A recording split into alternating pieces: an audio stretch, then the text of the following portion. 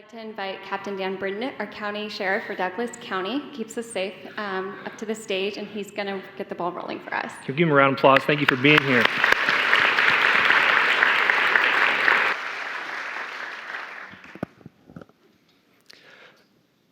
Good evening. My name's Dan Britton. Like they said, I'm one of the captains with the Sheriff's Office.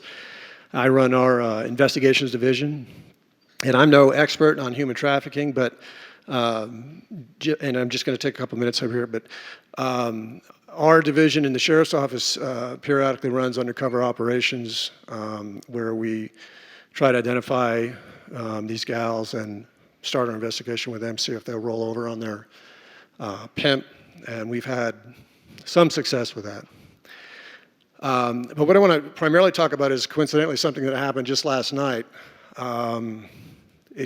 And I'm going to talk about this in real general terms because it'll become apparent why I'm going to talk about this in general terms. But anyway, it came to our attention last night that there were two gals that were down here in town, two prostitutes that had been sent down here by their pimp to meet up with a couple guys at a local hotel. And one of the gals had had enough and she wanted out. So she surreptitiously got a hold of some people who got a hold of us. We arranged a little ruse to get her away from her partner. And then we met her in a parking lot and got her out of there and got her to a safe house and debriefed her.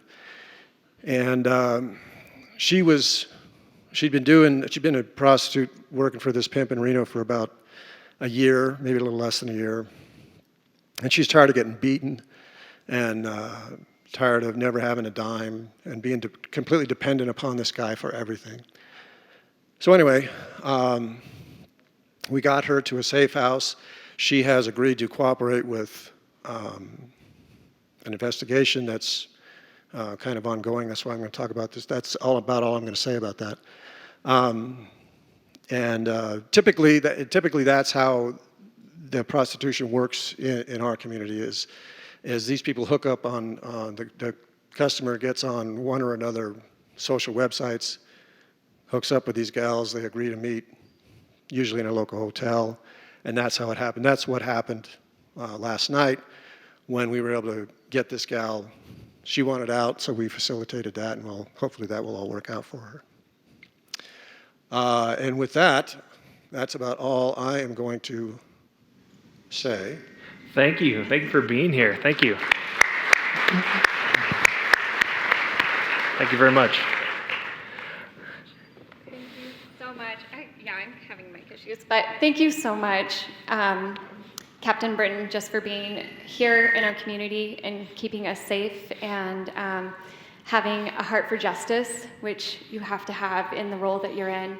And I think that's why so many of us are here this evening, because we have hearts for justice, and we want to be aware of what's happening here in the community and outside of the community so that we can be activists for change. So thank you for taking your time this evening.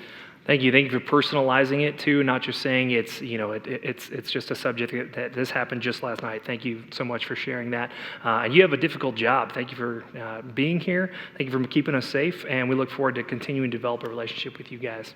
So our next expert, his name is John Vanek, and I forgot to bring my book up here with me, but I will bring it up with me the next time. He's going to be selling some books outside. He literally wrote the book on human trafficking. He wrote The Essential Abolitionist. We're glad and privileged to have him here, and realistically, you're really going to want to hear what he has to say because he has a wealth of information and knowledge. He's worked with many, many agencies. I don't think all of them I can actually tell you about, but that's how important this guy is, and so we're glad to have him. John, would you please come up and join us? Thank you so much.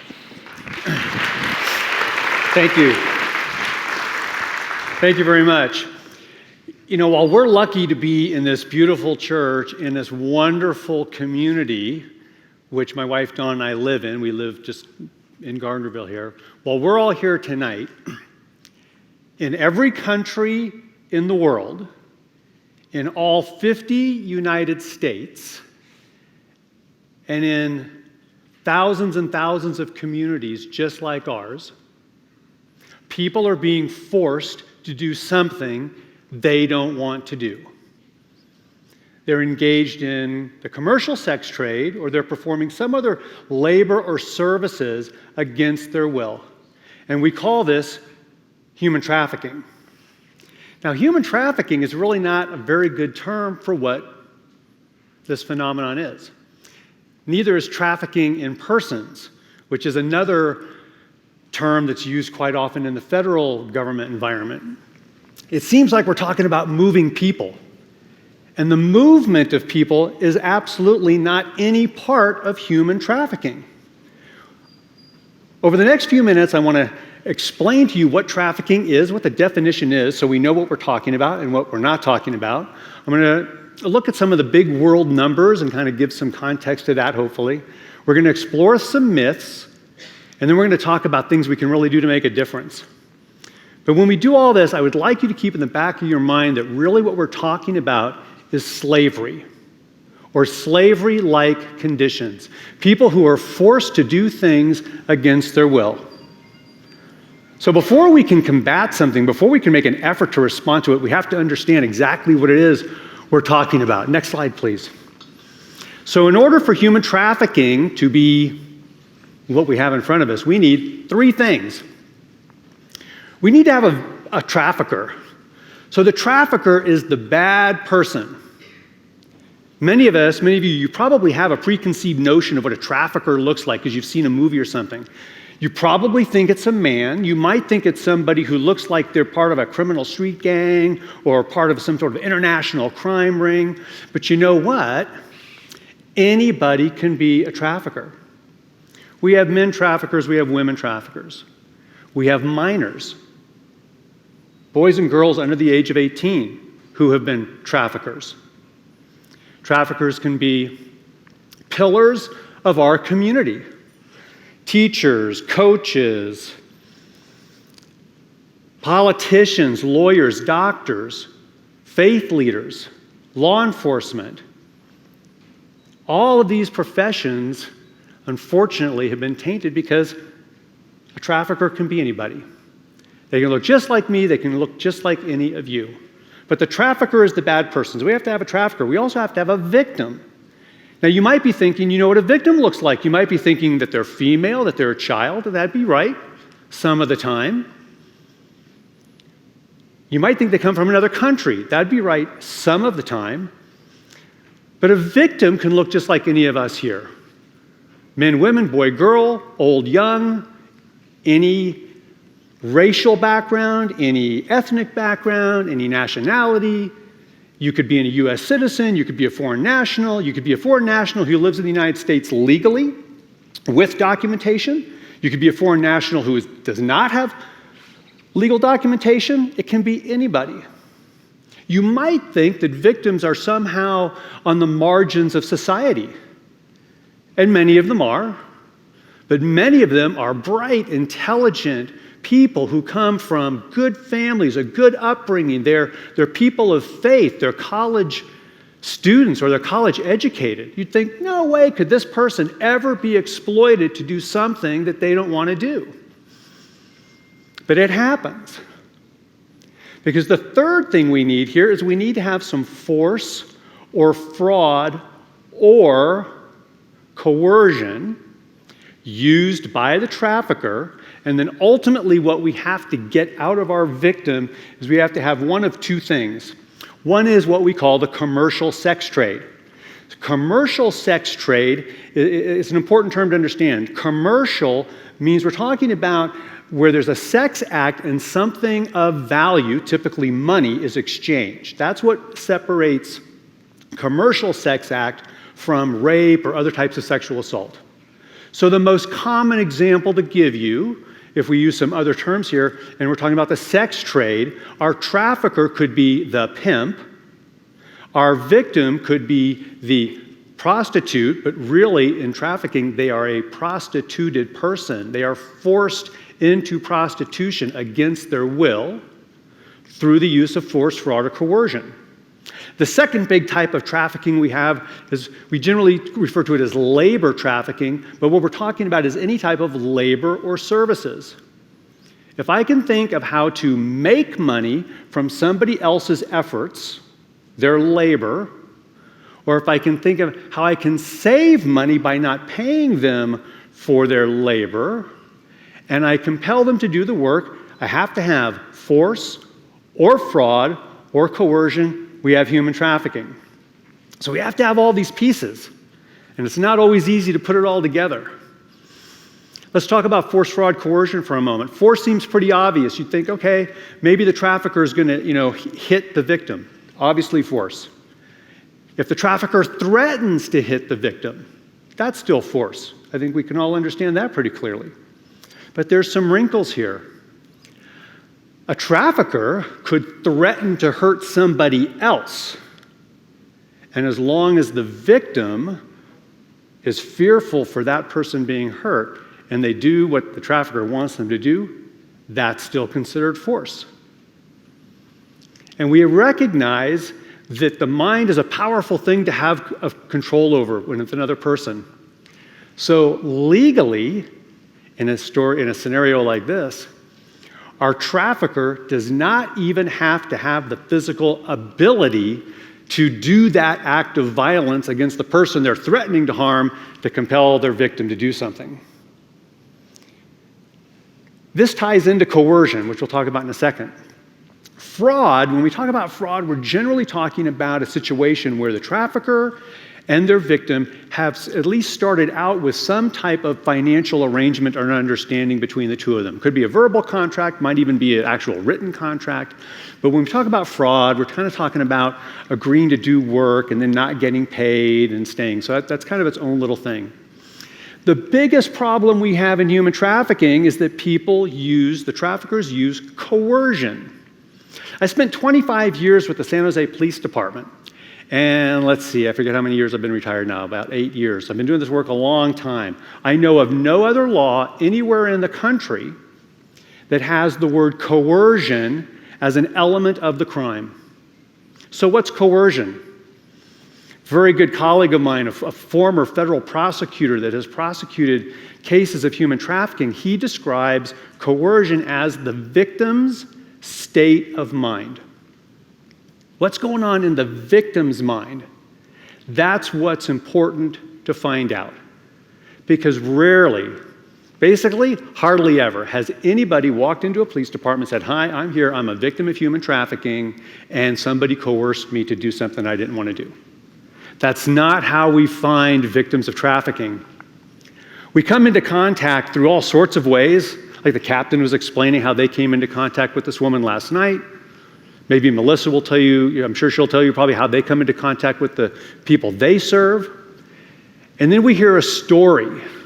And it's when we hear this story that we, as people informed about human trafficking, we have to kind of pull the strings together to help them understand how they're being coerced to do something against their will. So let me give you two simple examples. Let's say I wanted to have someone clean my house. And so I have them living in my house, and I expect them to keep my house spotlessly clean every single day. And I tell them, hey, look, you know what? And by the way, I'm not paying them, okay? So they're like, hey, John, I want to get paid or I'm leaving. And I say, well, you know what? You could leave, but you know what I'm going to do? I'm going to jump on the Minden Gardnerville blog, the Facebook page, and I'm going to say, this person is a terrible cleaner. She lies, she steals, she's worthless. Do not hire her. It's a terrible mistake. And what am I threatening there? We would call that reputational harm. And if she thinks, oh my goodness, I don't want John to do that. I don't want everybody who reads the Minden Gardnerville blog to think I'm a bad person, so I'll stick here and I'll keep cleaning John's house.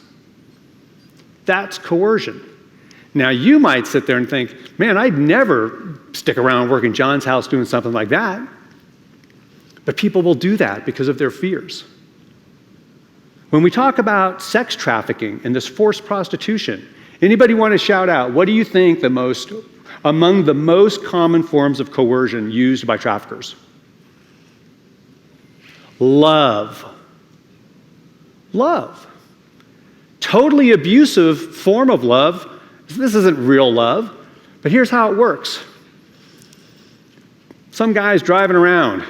Maybe he sees a runaway or someone who's homeless, preferably a woman, says, hey, are you hot tonight? Are you cold tonight? Is it, December in Reno? Do you have a place to stay? Are you hungry? Why don't you get in my car? Let's go have some dinner. Hey, why don't you stay at my hotel tonight? And they hang out for a few days, and the next thing you know, the guy's saying, hey, you know what? I really liked you a lot. In fact, I think I love you. I love you. And so they hang out for a few more days, and he's like, hey, do you love me? And maybe she's like, yeah, sure, I love you. He's like, great, because you know what? We got a problem here. I don't have any more money. It's like 0 degrees out tonight, and if we want to stay in our hotel, if we want to have something to eat, we need to make some money. I don't have a job, so why don't you go out and have sex with guys and give me the money, and then we'll be good to go. And she's like, no, that doesn't sound like something I want to do. Well, you know what? All he has to do is say, I thought you loved me. And if you loved me, you would do this for me. And if you don't love me, then I probably really shouldn't love you, which maybe we just need to break up. You go back out on the street all by yourself when it's 0 degrees, and I'll just hang out here by myself and take care of my own problems. And what do enough victims do? They stick around. And they go out and they have sex with a lot of people for money. And then somehow we come across them and we're talking to them, and the story we get is that, oh, but I love this guy. And I'm only doing it because he can't find a job. And we ask them, well, what would happen if you stopped doing this? And they say, well, he'd probably leave me because he'd think I don't love him. So that's not real love, but it is an absolutely common form of coercion in all types of trafficking, but certainly in the sex trade. Next slide, please. So, I'm going to jump into some big stuff here. Why does trafficking occur? It's for the money. There's a lot, and we can get really deep into this, like all sorts of sociological factors and all sorts of stuff. But at the end of the day, it's about the money. The International Labor Organization, which is part of the United Nations and has been doing a lot of research on human trafficking for years and years and years, it's really the best source of data we have. We'll talk about data later. But they estimate that human trafficking globally brings in revenues of $150 billion with a B dollars a year. $150 billion. Now that's a lot of money, yeah? Personally, I have a hard time envisioning what $150 billion looks like. So let's kind of bring it down to numbers that maybe all of us can sort of wrap our hand around. Now, how much somebody has to pay to have sex with somebody, depending on exactly what's happening, that varies all over the place. And the only way we really know what's going on is to talk to the experts on the ground. But let's just pick a number. This is probably fair. Let's say every time, this girl that the trafficker picks up off the street and says, hey, go out and have sex, every time they have sex with a client, they're going to get paid $70. Well, is that kind of fair? Fair enough, $70. Okay, anybody here have a calculator? Because my math isn't very good. You all have a calculator. Somebody break out a phone. So thank you. I got a hand back here. I got a phone out here. $70, and let's say the trafficker says, you know what? You got to have sex 5 times a day. 5 times 70 is... Man, you guys are... A lot of you are able to do that without your phones. I'm impressed. Now, let's say this trafficker is really nice. He's like, you got to have a weekend off and stuff. So let's say this woman is only forced to work 22 days in the month. What's 350 times 22? $7,500 in round terms. $7,500 a month, tax-free. Wow. Times 12, annual income from this one woman 5 times a day. $93,000 and change. That I can wrap my head around. Anybody here want to turn down an extra $90,000 of revenue if we earned it the right way? Of course not. We'd all love to have that. Double that. If you had 2 girls, 180. It's simple math. That's what drives trafficking. It's the greed and the desire to exploit somebody else. We can do the math the same way, like with this scenario with a domestic servant. We just stop and figure out, if I was going to have my house clean every single day, what would I have to pay? If I called up, found somebody on Facebook, hey, come clean my house every day, what would I have to pay in a month? What would I have to pay in a year? How much money could I save by have somebody living in my house who's cleaning it and who is afraid to leave because of some sort of force, fraud, or coercion? It's the money. Next slide, please. Some global data here on sort of what victimization looks like. Well, actually, let me talk about how many. Thank you. People ask, how many victims are there in the world? How many in the United States? How many locally?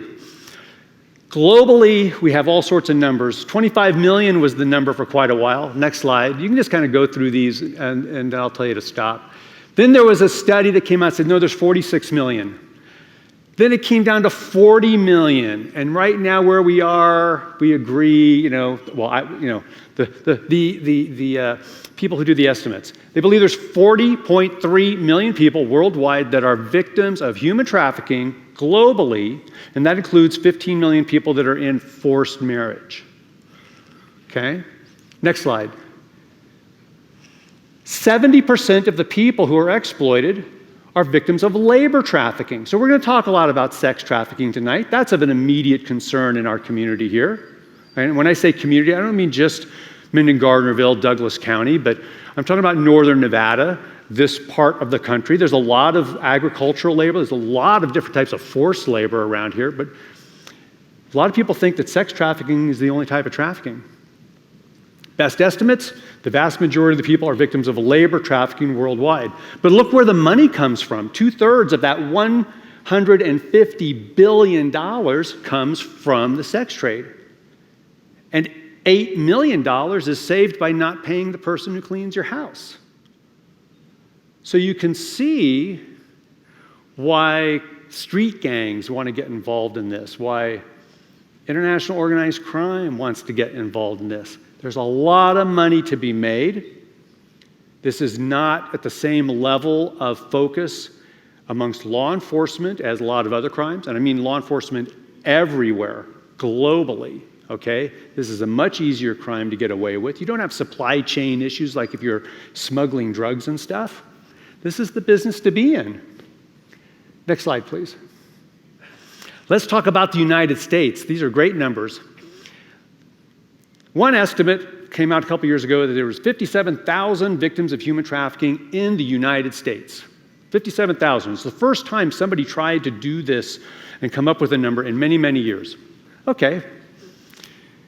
The same year, another study comes out looking at all youth, which generally means everybody under age 24, all the youth in the United States involved in the commercial sex trade. So, and this is kind of looking at human trafficking, but they decided to look at all commercial sex acts, whether it's trafficking or voluntary or survival sex or any of these. Great study. I'm being facetious because the federal government paid these guys a whole lot of money to say, look, we think there's about 10,000 people involved in the sex trade in the United States. But you know what? It could be as high as 20,000. It could also be as low as 4,000. We're just not sure. Now, I'm not a statistician, but if you're telling me it's 10, but it could be twice as much or half as much, that doesn't do a whole lot for me, yeah? Next slide, please.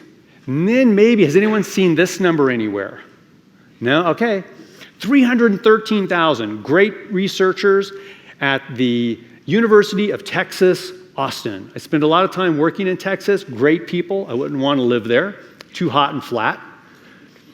They did this great research. They look, there's 313,000 victims of human trafficking in the state of Texas alone. The fact is, we don't know. Nobody knows. These are all estimates. They're all estimates, both at the national level, the international level, the state level. They're estimates based on very limited data. One of our big problems in the big strategic response to trafficking is we have terrible Terrible protocols and agreements in terms of data collection, data sharing, data analysis. We just don't know when we look at these big numbers. So what number should we focus on? Next slide, please. Next slide. We should focus on 1. We should focus on the victim that we're helping right now.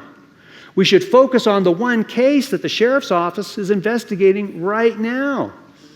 We should focus on events like tonight when we all come together as one to learn about human trafficking and what we can do to impact this problem in our community. So when you see all these big numbers, and we're going to look at more numbers here in a bit, don't get distracted. This is about an individual person somewhere being exploited against their will and what we can do to get them out of that situation and what we can do to reduce the desire of traffickers to work in our community. Next slide, please. All right, let's blow out some myths, okay? Because these things make me kind of nuts, to be honest with you. But you know what? They're still out there. This number that 14,500 to 17,000 people are brought into the United States every year as trafficking victims, absolutely baseless. We don't know. This number came out of a 1990-something CIA estimate that had nothing to do with human trafficking. But it got put in a human trafficking report about 18 years ago, and this number survives today. We should kill it off. 100,000 to 300,000 children at risk every year. The guy who did the research, a guy by the name of Estes, came out several years ago and said, don't use my numbers. My research is flawed. I don't know how many people are at risk, but we see this number all the time. Every 30 seconds, someone's become a victim of trafficking. Usually you'll see this and it will be attributed to some organization. And if you try and figure out where the organization came up with this statement, there's no source. Baseless. Next slide, please. Oh, one of my favorite. Average age of a sex trafficking victim is 14 years old. This stat is meant to grab your heartstrings and tug it really hard, and that's okay in some respects, but it's false. And I believe when we want to solve problems, whether it's human trafficking or any of the other huge problems we have in our country and our world today, we need to be working on reality. So there's kind of a grammar issue here is the way I describe it. So if the average age of a human trafficking victim is 12, that means for every 14-year-old victim, we have to have a victim is how old? 10, right? You start thinking about it, it's wait a minute, this just doesn't really doesn't make sense. Again, we really don't know for sure, but another couple of ways we can try and figure out the reality here. I get the privilege to work all around the country on this issue, and everywhere I go, when I'm talking to my colleagues, whether it's someone like Melissa or it's someone like the captain, I say, hey, you're working with human trafficking victims, and if it's in the sex trade, what are they charging to get what sort of sex from their buyers right now? Because we need to know what's going on here right now. I also ask, if you're working with a lot of victims, the victims you're talking to, do you ask them, how old were you when you were first exploited, when you first became a victim of human trafficking? That's the question we want to know. And most of my colleagues are yeah, most of the time they're saying 14, 15, 16, not 12. They used to be called the Polaris Project, and they just shortened their name to Polaris, but they're a big non-governmental organization in Washington, D.C. They do a lot of work with the federal government. They host and maintain the National Human Trafficking Hotline and the Human Trafficking Resource Center. They've been in this game a long time, too. They just released their preliminary data from all the data they collected during 2018. And this is really interesting because for the first time, they included the average age of first exploitation. So the average age that somebody was first a victim of sex trafficking, age 18. The average age the first time somebody was first exploited in labor or services, age 25. So again, we just need to work around the reality of the issues and try to prevent from getting caught up in these bad data and bad numbers that can distract us and really prevent us from doing good work. And they do prevent us from doing good work when we get distracted by these big numbers. Super Bowl is #1 human trafficking event in the country. The current governor, he was AG, Attorney General in Texas at the time, Greg Abbott. He said this before Super Bowl several years ago. It became like a myth overnight, and it still lives. Okay, pay attention. Next January, you'll be reading something about this. We don't know that. A lot of good people have tried to research that, and they're like, maybe, maybe not. Does it really matter? The problem here is that because January is National Human Trafficking Month, and then, a week later is the Super Bowl, and people talk about trafficking in the Super Bowl. Human trafficking gets a lot of media attention for the first 5 weeks of the year. And then you know what? It kind of goes away for the rest of the year. So let's talk about reality. Trafficking goes on all the time. All the time. We should not be focused on it around one big event every year. Spoiler alert. Just my opinion, I don't think we can end human trafficking. So I'm not going to get up here and say, if we do this, we will end human trafficking. I think if we just stop and think about mankind's history, mankind's ability to prevent one person or a group of people from oppressing another, it's never happened. A little bit of hubris, in my opinion, if we think we're going to end this. But you know what? We can make a difference, and that's what matters. Next slide, please. So what can we do? First off, we need to embrace the complexity. I've tried to make a lot of this in the last 20 minutes here, easily digestible. We could spend days. There are college courses. There are degrees now that study this stuff really in depth. It is a highly complex topic. If we try and simplify it, we will fail. We have to be willing to get in and embrace the complexity and learn about it. When we do that, we make a difference. When we understand what's going on locally, we can make a difference.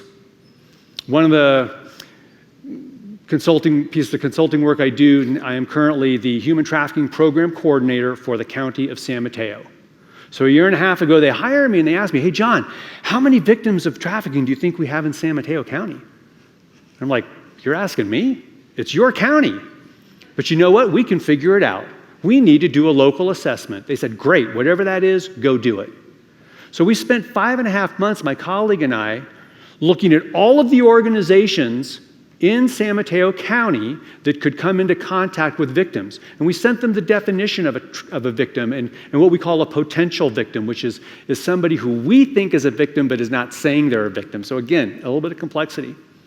How many victims have you come into contact with in the last 3 years? We came up with the number, 102. Then I went and I read a whole bunch of police reports.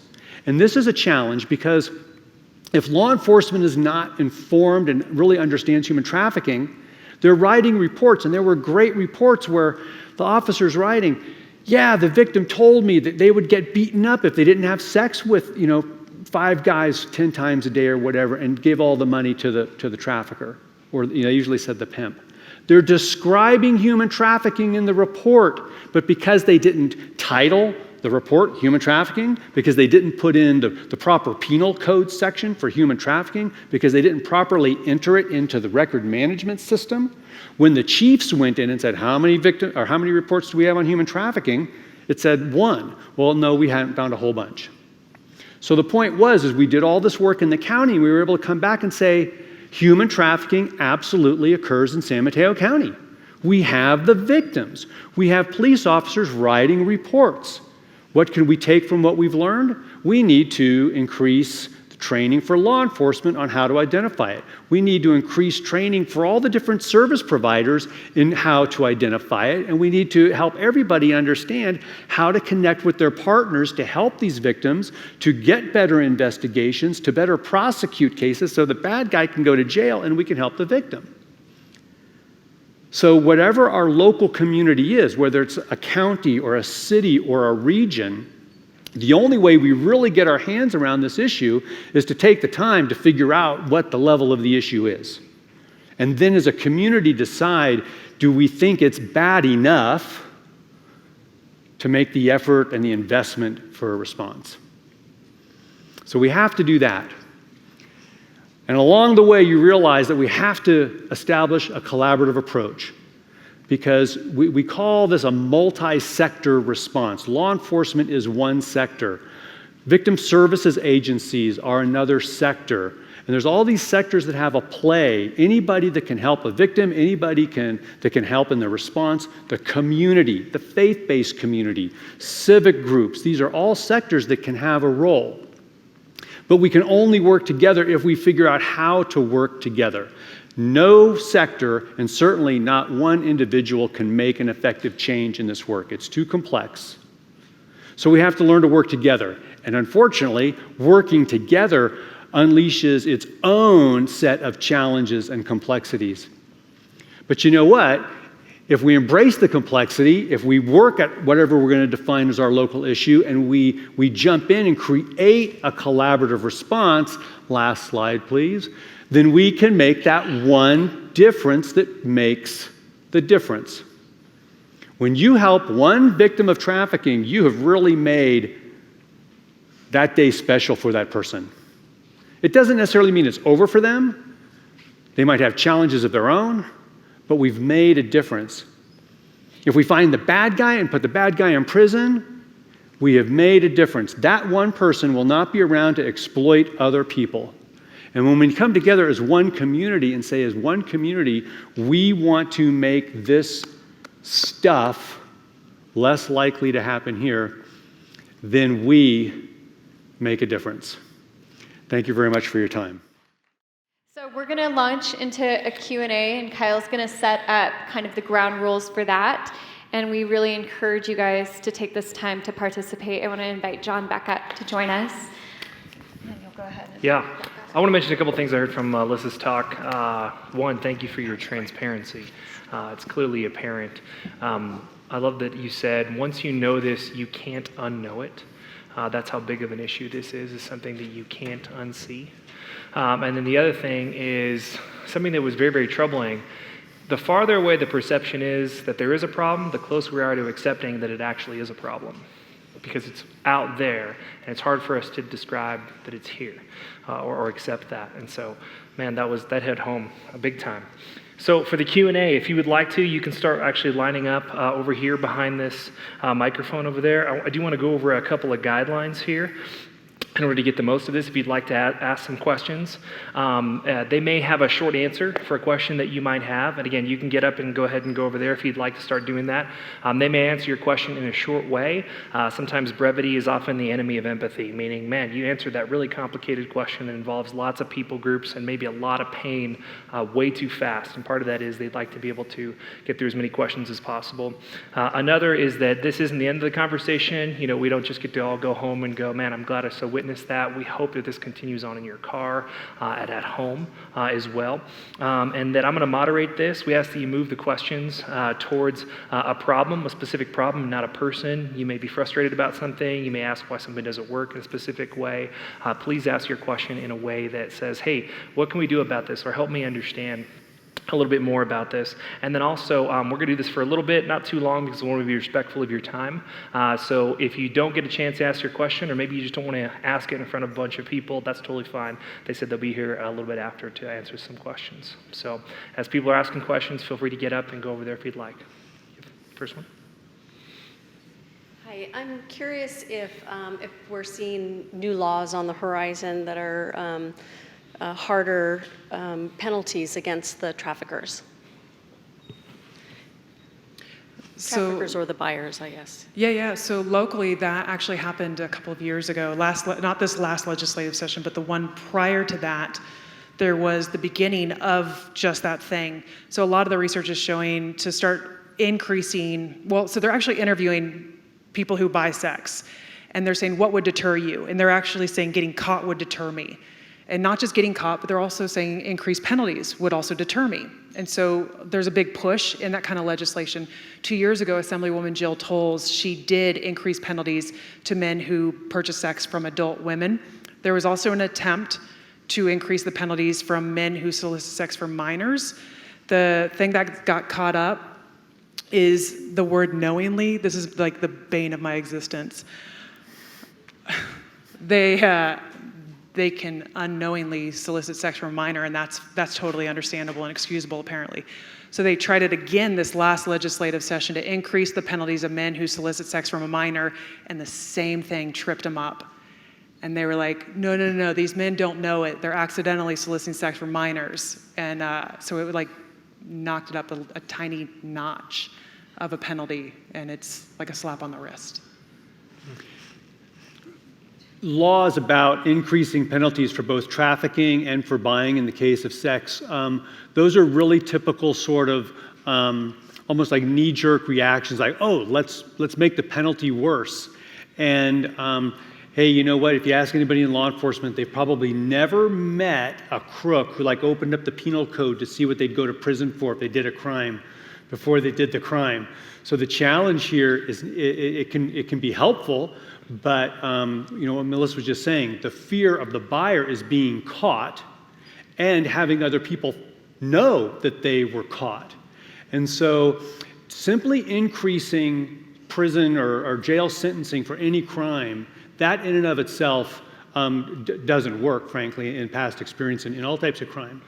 It's about letting people know in the public that we're not going to tolerate it and that you will go to jail for a really long time. California several years ago dramatically increased the sentencing standards for human trafficking. But they haven't done a very good job about helping people understand how drastic it is. And there's also, you know, we get lawyers involved, and sometimes it works out and sometimes not so well. People in California can still be, they can be heinous people and still be eligible for probation and not go to prison. So laws have to be looked at very carefully. They're just not one of these things that are sort of the easy answer. Mm-hmm. Thank you. Scott.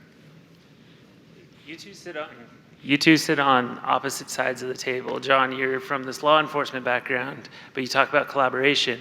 Melissa, on your side of the table, you're this NGO, and you talk about collaboration.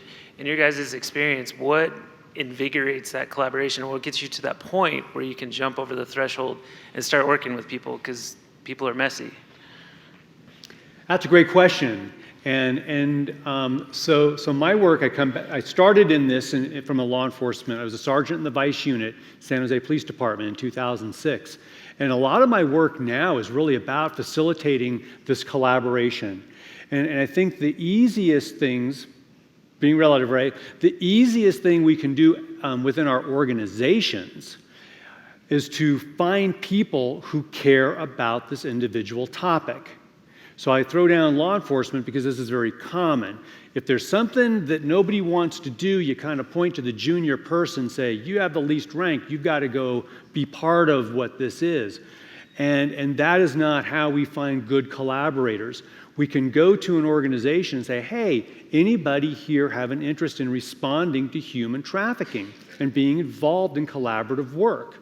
And people who, it might not fit into their job description right now, but when they bring their personal interest and their personal passion, they become great representatives of the organizations that they work within. And so it's really about getting people who want to work together. You have to find the individuals who are willing to get into the messiness of working together and figuring out what that takes. And that's when things start happening.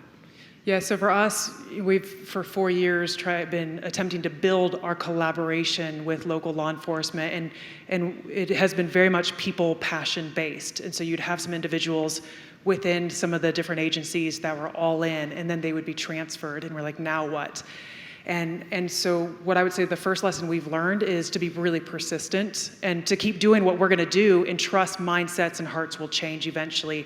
And so just last week we had a really huge success where the chief of police actually came out and he has now allocated 3 full-time positions specifically to working sex trafficking cases. Wow, and great. This was for the last 4 years up till last week, it was 10% of one guy's job. And that was all that was allocated. Yeah. Cool. That's huge.